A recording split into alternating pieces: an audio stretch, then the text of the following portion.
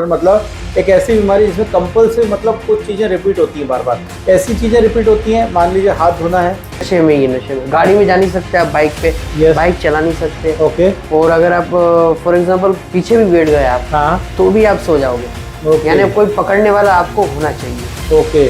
वरना आप बिना आना, ओके, सुस्ती आना, ओके, और कुछ काम नहीं कर सकते अपन। जैसे कि 2 टाइम अगर अपन ने वो एलोपैथिक दवा ली, उसके बाद आप समझ लो कि 16 घंटे तो आप सोते रहोगे। ओके। सेक्सुअल परफॉर्मेंस भी मेरे ख्याल से वो कुछ भी जीरो ही हो गया होगा एक तरह से। हाँ, बहुत जब इंसान 16 घंटे सोएगा तो सेक्स कैसे कर पाएगा? जाहिर सी बात है। नमस्कार दोस्तों, आपका वापस से स्वागत है हमारे चैनल में। बहुत लोगों के क्वेश्चंस थे कि सर क्या अप्रोच है साइकोसोमेटिक केसेस में। हम लोग हमेशा वर्क करते हैं कि आपने भी जानते होंगे कि सोरा सिफिलिस साइकोसिस, ये वर्ड आपने बार बार सुना होगा वीडियोस के माध्यम से, मगर सोरा सिफिलिस साइकोसिस है क्या? ये मियाज़ में है, और जहाँ पे भी मियाज़मेटिक अप्रोच होती है वहाँ पे 100% रिजल्ट मिलने के चांसेस हो जाते हैं। और जहाँ बात करते हैं आयुष की, तो आज नंबर 1 पैथी जो है होम्योपैथी, और साथ में बैच फ्लावर, ये एक उसी की ब्रांच है। डॉक्टर बैच फ्लावर मतलब डॉक्टर बैच के थ्रू उसको इन्वेंट किया गया था, और डॉक्टर हैनीमैन का बहुत बड़ा योगदान रहा है। उन्होंने भी हमें होम्योपैथिक के रूप में बहुत अच्छी पद्धति दी, जिससे आज लोग नेचुरली ठीक हो पा रहे हैं। अब बात करते हैं एक ऐसी बीमारी जो आज इनक्योरेबल, या बोल सकते हैं बहुत सारे लोग कि इसका इलाज ज़िंदगी भर लोग इंसान साइकोसोमेटिक केसेस आते तो बहुत हैं, मगर एक ऐसी बीमारी जो आज साइकोलॉजिकल पॉइंट ऑफ व्यू से एग्रेवेशन हो जाता है, मतलब पेशेंट दवाई भी लेता है तो उसको साइड इफेक्ट्स होने लगते हैं। उस बीमारी का नाम है OCD। OCD मतलब ऑब्सेसिव कंपल्सिव डिसऑर्डर। इसका नाम आप समझ लीजिए, ऑब्सेसिव कंपल्सिव डिसऑर्डर मतलब एक ऐसी बीमारी जिसमें कंपल्सिव मतलब कुछ चीज़ें रिपीट होती हैं बार बार। ऐसी चीज़ें रिपीट होती हैं, मान लीजिए हाथ धोना है, कोई चीज़ चेक करनी है, बार बार अलार्म करता है, उसका दिमाग रिकरिंग करता है, अनवांटेड थॉट्स आने लगते हैं। अनवांटेड मतलब जिन थॉट्स की ज़रूरत नहीं है, मगर वो बार बार उसको पैनिक कर देते हैं पेशेंट को, और आइडियाज़ आने लगते हैं उसके दिमाग में, वर्चुअल थॉट्स आने लगते हैं, रिपीटेड थॉट्स आने लगते हैं। और ये रिपीटेड बिहेवियर वॉशिंग भी हो सकता है, बार बार हाथ धोना, बार बार चीज़ों को चेक करना, क्लीन करना, बार बार किसी चीज़ों को। और कोई लोग फ्रेश होकर आते हैं, उसको लगता है फ्रेश नहीं हुआ, फिर से नहाते हैं जाके, यानी हर चीज़ में डिस्ट्रेस होने लगता है। परफॉर्मेंस यानी उसको अपना प्रॉपर वर्क नहीं कर पाता, इससे उसकी दिमाग में एंजाइटी बनी रहती है, और एंजाइटी, स्ट्रेस और ये सब डिप्रेशन का शिकार हो जाता है पेशेंट। तो आज हमारे सामने एक पेशेंट हैं, और मैं इनका केस रिसर्च में लिया, और कई सालों तक इन लोगों ने एलोपैथिक दवाइयाँ, इंग्लिश मेडिसिन भी खाई, उसके भी दुष्प्रभाव इन्होंने झेले। जब इनको मालूम चला कि मॉडर्न होम्योपैथिक में इसका बहुत अच्छा रिजल्ट है, ये आए हमारे हेल्थ केयर सेंटर में, इनकी पूरी प्रॉपर केस टेकिंग हुई, प्रॉपर काउंसलिंग हुई, और कई दिनों से ये आज मॉडर्न होम्योपैथी ले रहे हैं। और जो सिम्टम्स पहले आ रहे थे, पहले पूछेंगे एलोपैथिक में क्या दिक्कत आई, तो इनको आज मॉडर्न होम्योपैथी की शरण लेनी पड़ी। तो कैसे हैं आप? आप पहले एलोपैथिक लेते थे OCD के लिए? जी सर, पहले मैं एलोपैथिक लेता था। एलोपैथिक में ये होता था कि बहुत ज़्यादा नींद आना, ओके, सुस्ती आना, ओके, और कुछ काम नहीं कर सकते अपन। जैसे कि 2 टाइम अगर अपन ने वो एलोपैथिक दवा ली, उसके बाद आप समझ लो कि 16 घंटे तो आप सोते रहोगे। ओके। तो समय बचेगा नहीं आपके पास वर्क मतलब करने 16 घंटे आप सोते ही रहते थे? हाँ, मतलब सोते थे कि ऐसा लगता था दिमाग सो रहा है? नहीं, दिमाग भी सो रहा है, थकान दिमाग भी सो रहा है। और कभी वो 16 घंटे में से 12 घंटे तो रियल नींद भी होती थी उसकी।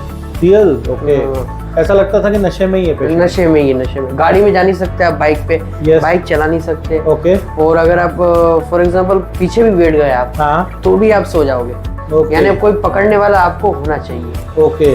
वरना आप बिना बैलेंस उस पे बैठ नहीं सकते पीछे भी। अच्छा, इतनी आपको नींद आती है उसके अंदर। कितने साल सेवन करा आपने? ये मैंने तकरीबन 4-4.5 साल। 4-4.5 साल। और दवाइयाँ वो कंटिन्यू देते थे आपको? हाँ, दवा तो मुझे कंटिन्यू लगती थी, क्योंकि उसमें तो छूटने का कोई चांस नहीं, क्योंकि दूसरी दिक्कतें आती थी, प्रॉब्लम आती थी। ओके। उस वजह से वो दवा लेनी पड़ती थी। तो साइड इफेक्ट आपको कब से समझ में आने लगे कि इसके दुष्प्रभाव भी हैं? ये मुझे है ना 3 साल से समझ में आने लगे थे। ओके। मगर अगर फिर डॉक्टर ने यही बोला कि ये ज़रूरी है आपके लिए और आपको लेना पड़ेगा।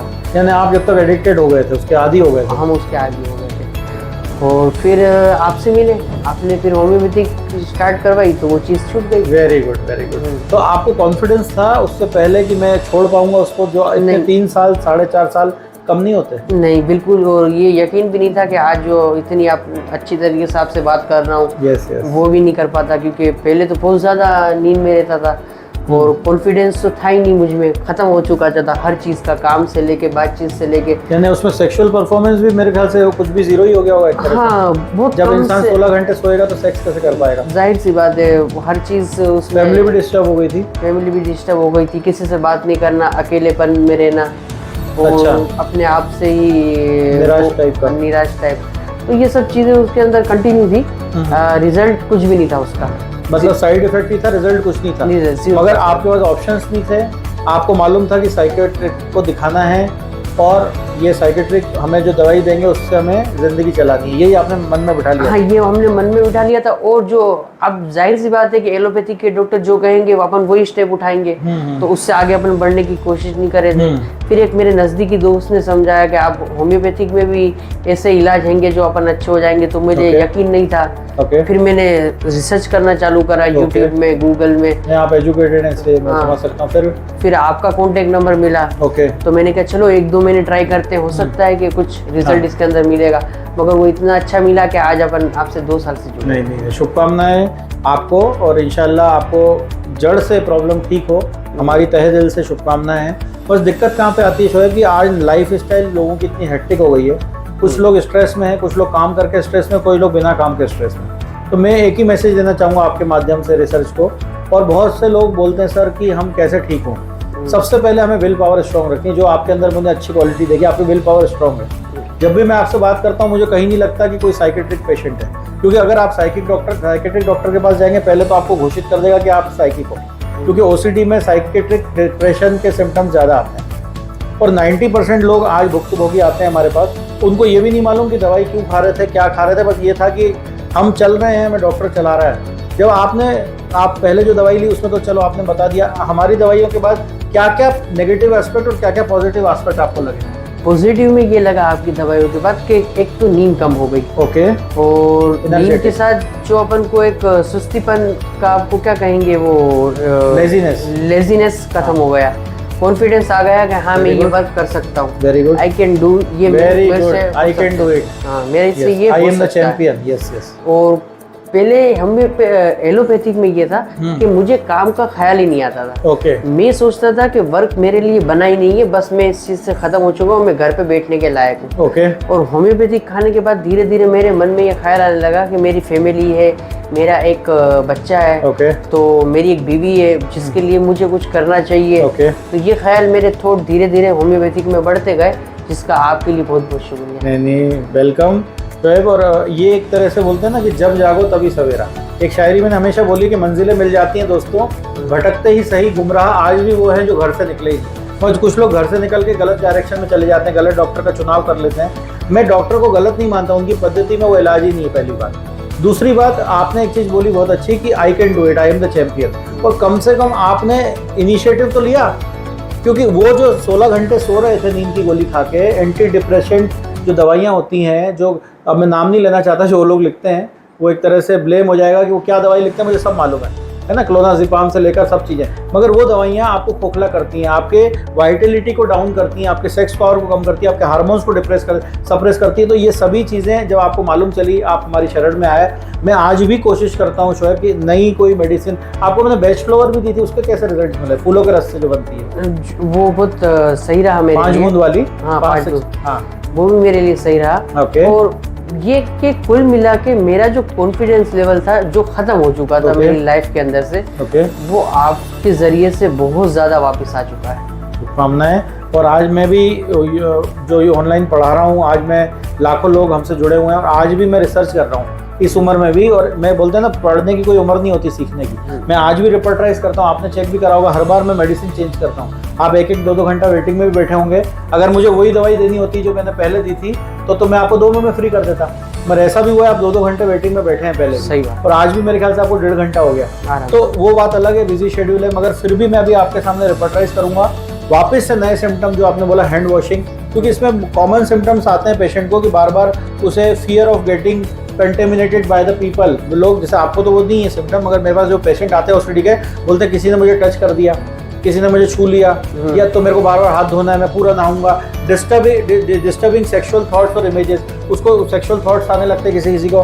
फियर ऑफ क्रिटिसिज्म, इंसल्ट, किसी ने मुझे इंसल्ट कर दी, नीचे दिखा दिया, है ना। तो ये भी चीज़ें आती है। एक्सट्रीम कंसर्न विद ऑर्डर, है ना, प्रेसिशन, यानी उसको सेम उसी ऑर्डर में काम करना चाहिए कि इधर से तो इधर ही जाऊंगा, फिर वो फिक्स आइडियाज हो जाते हैं। और फियर ऑफ लूजिंग और डिस्कार्डिंग समथिंग इंपॉर्टेंट, उसको बार बार डर रहता है कोई चीज मुझसे छूट ना जाए। अननोन फियर बोलते हैं इसे, क्या बोलते हैं, अननोन फियर। तो इसके कंपल्शन में बहुत सारी चीजें आ जाती है, बार बार हाथ धोना, repeated cleaning of house hold, लोग अपने घर को, सामान को ऑर्डरिंग अरेंज करते हैं बार बार, जैसे ये इधर रखा है, इधर रखा है, वो बार बार अपना सामान को अरेंज करेंगे। रिपीटेड चेकिंग लॉक्स, बार बार जाके ताला देखेंगे, ताला खुला तो नहीं छूट गया, है ना। ये भी अलग अलग कैटेगरी के पेशेंट होते हैं, जिसमें कॉन्स्टेंटली सीकिंग अप्रूवल और रिसर्च, इसको लगता है कि मुझे कोई मैं ध्यान दे, कोई मुझसे बात करे, है ना। रिपीटेड काउंटिंग, कोई चीज़ सिक्के काउंटिंग करने का भी किसी को ऑब्सेसिव रहता है, कंपल्सिव डिसऑर्डर। तो ऐसे बहुत सारे कॉम्प्लिकेशंस आ जाते हैं। किसी को सुसाइडल थॉट्स आने लगते हैं, किसी को अल्कोहल पीने का एडिक्शन हो जाता है और डिप्रेशन में चला जाता है, ईटिंग डिसऑर्डर्स भी होने लगते हैं, और बहुत सारे इनेबिलिटी टू वर्क, जैसे आपने बोला मैं काम नहीं कर पा रहा था, सोच नहीं पा रहा था कि मैं आगे क्या करूं अपने भविष्य के लिए। तो वो इनेबिलिटी टू वर्क इसलिए हो जाता है क्योंकि बार बार अननोन फियर और एक तरह से कांस्टेंट थॉट्स आने लगते हैं, वो सोच ही नहीं पाता प्रोडक्टिव कुछ, है ना। और ट्रबल्ड रिलेशनशिप हो जाती है, फैमिली में रिलेशनशिप हमेशा परिवार वाले भी सपोर्ट करें जरूरी नहीं है, परिवार वाले भी नीचा दिखाने लगते हैं अगर वो सपोर्ट में ना हो। और overall poor quality of life, जिसको हम बोलते हैं गुड क्वालिटी बेस्ट क्वालिटी, है ना, वो नहीं हो पाता। Good quality poor quality of life हो जाती है। इसमें अप्रोच तो बहुत सारी हैं, आपने खुद एलोपैथिक लेके देखी, कुछ लोग आयुर्वेदिक में दवाई दें, मगर आज एक बोलते हैं सिम्टोमेटोलॉजी, क्योंकि लक्षणों के हिसाब से हमारा इलाज होता है। हमारे जो डॉक्टर हनीमैन थे, उनका एफोरिज्म था highest ideal of cure, rapid, gentle, permanent. और उनका एक लॉ था, लॉ ऑफ इंडिविजुअलाइजेशन। इसका मतलब होता है हर बीमारी का हर पेशेंट को अलग तरीके से, अलग नजरिए से, अलग सलीके से देखें, उसके लक्षण मिलाएं, उसके मेंटल सिम्टम, फिजिकल सिम्टम, उसकी क्या हिस्ट्री रही है, जेनेटिक हिस्ट्री क्या रही है, माँ बाप कैसे थे, उसका खान पान कैसा है, वो आगे क्या हर चीज़ हम नोट करते हैं, past history, sexual history, mental history. उसके बाद हम सिलेक्शन करते हैं। अगर टॉप मेडिसिन की बात करूँ, मैं आज पहली बार आपको मेडिसिन बता रहा हूँ जो मैंने आपके लिए सिलेक्ट करी थी रिपीटेड थॉट्स के लिए, वो थी मेडोरिनम। मेडोरिनम एक नोसोड है, किंग ऑफ साइकोटिक मेडिसिन है पूजा, और मेडोरिनम एक हमारा एंटी साइकोटिक में म्याज में बहुत बोलते हैं किंग ऑफ एंटी साइकोटिक। तो मेडोरिनम में एक नोसोड में आ जाता है। वन एम्पावर में आपको याद होगा वीकली मेडिसिन देते थे आपको, हफ्ते में एक बार जी, वो नोसोड है। नोसोड मतलब जो हमारे ब्रेन फंक्शन पे वर्क करता है और अच्छे रिजल्ट मिलते हैं। सेकंड मेडिसिन हमने दी थी आर्सेनिक एल्बम, ये भी एक मैजिकल मेडिसिन है। आर्सेनिक के बाद जो मैंने आपकी चॉइस ऑफ मेडिसिन रखी इग्नेशिया अमारा। इग्नेशिया में क्या होता है, बार बार थॉट्स चेंज हो जाते हैं, बार बार रिपीटेड थॉट्स आते हैं। One moment excessively happy, one moment sad. Next medicine मैंने दी थी स्ट्रामोनियम। स्ट्रामोनियम में भी पेशेंट को कभी कभी डिप्रेशन टाइप का लगने लगता है, तो वो हकलाने भी लगता है, कभी कभी हकलाता नहीं है, तो भी उसके मन में कॉन्फिडेंस की कमी आ जाती है। और मैंने आपको दी थी रेस्क्यू रेमेडी, वो भी बेस्ट फ्लेवर के अंदर में आ जाती है। इसमें 5 दवाइयाँ ऐड होती हैं, और साथ में ट्रैंक्विल टेबलेट दिया था, वो भी SBL का बहुत अच्छा है। सल्फर दी थी वीकली में, और येलो टेबलेट दिया था जब गैस की प्रॉब्लम आपको होती थी, मुंह में आपको छाले हो गए थे, याद होगा आपको जी। मैंने आपको म्यूरा जेल दिया था, उसमें एक ड्रॉप भी आता है, लिक्विड भी आता है, हेपेटको कंपनी का। और साथ में मैंने आपको कुछ सप्लीमेंट दिए थे, GH फॉस। GH फॉस एक नर्वाइन टॉनिक है, बहुत अच्छा काम करता है। देखिए मेडिसिन तो बहुत सारी है, मगर मेरा टारगेट ये रहता है 100% पेशेंट को रिजल्ट्स मिले, और इंडिविजुअल ट्रीटमेंट हम लोग करते हैं। तो मैं उम्मीद करता हूँ अभी के जो सिम्टम्स हैं हम फिर से इसकी रिपोर्टराइजेशन करेंगे रिसर्च में भेज के, और मैं पूरी उम्मीद करता हूँ आज आपके थ्रू आज लाखों लोग ठीक होंगे, क्योंकि उनको भी लगता है ये बीमारी ठीक नहीं हो सकती। तो क्या लगता है आपको, ये बीमारी ठीक हो सकती है? अब कॉन्फिडेंस है जरूर। Very good. होम्योपैथिक के बाद ये कॉन्फिडेंस जरूर आया कि अब अच्छी हो सकती है। एलोपैथिक में हमेशा ये था कि यहाँ से लाइफ खत्म है, कुछ भी नहीं रहा, और अब मैं कभी अच्छा नहीं हो सकता। तो इंशाल्लाह आपको रिजल्ट मिले, और उन सभी लोगों को जो आज ये बोलते हैं कि बीमारी ये बीमारी नहीं है, ये एक तरीके से लाइफ स्टाइल इशू है। मैं हमेशा बोलता हूँ खाली दिमाग शैतान का घर। आप भी अपना कर्म करें, और ईश्वर ने, अल्लाह ने जो भी आपको ज़िंदगी दी है उसको अच्छे से जिएं, खुश रह के जिएं, हंसते रहें, हमेशा मुस्कुराते रहें। इन्हीं शब्दों के साथ अपना ख्याल रखें, सुरक्षित रहें। जय हिंद, जय भारत, नमस्कार।